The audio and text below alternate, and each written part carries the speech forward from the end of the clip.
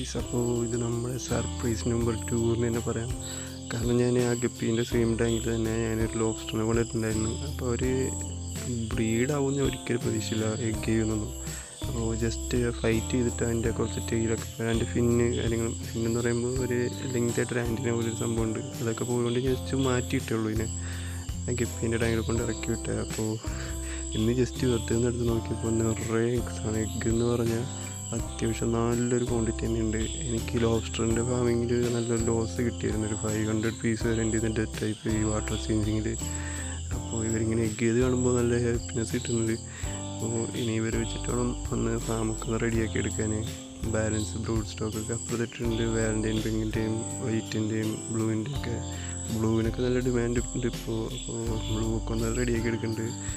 അപ്പോൾ പുള്ളിക്കാരി നല്ല സ്ട്രെസ്സാക്കാൻ ഇനി നോക്കണില്ല. അപ്പോൾ അടിയിൽ നല്ല വേസ്റ്റൊക്കെ ഉണ്ട്. അപ്പോൾ നമുക്കതൊന്ന് ക്ലീൻ ചെയ്യണം.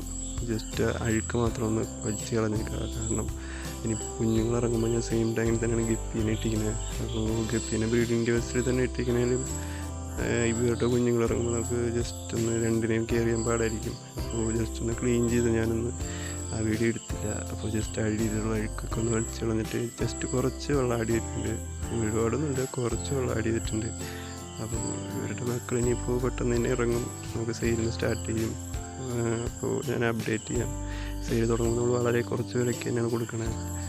പിന്നെ ഇനി ഒരു സർപ്രൈസ് നമ്പർ 3 കൂടെ ഉണ്ട്. അപ്പോൾ ഒറ്റ ദിവസം തന്നെ 3 സർപ്രൈസ് കിട്ടിയ ഒരു ദിവസമായിരുന്നു. അപ്പോൾ അത് ഞാൻ അടുത്തൊരു വീഡിയോയിൽ അപ്ലോഡ് ചെയ്യാം. അതും ഇതേപോലെ തന്നെ അത്യാവശ്യം നല്ലൊരു സർപ്രൈസ് തന്നെയാണ് എനിക്ക്. ഞാൻ ഒട്ടും പ്രതീക്ഷിക്കാതെയാണ് 3 സർപ്രൈസ് കൂടെ ഒറ്റ ദിവസം തന്നെ കിട്ടിയത്. അപ്പോൾ പിന്നെ നമുക്ക് എന്താ പറയുക വെച്ചാൽ ആ പുള്ളിക്കാരി ഇതിനകത്തിരിപ്പുണ്ട്. വെറുതെ ആയിട്ട് അതിനെ സ്ട്രെസ് ചെയ്യിക്കണ്ട. നമ്മൾ ഈ ഒരു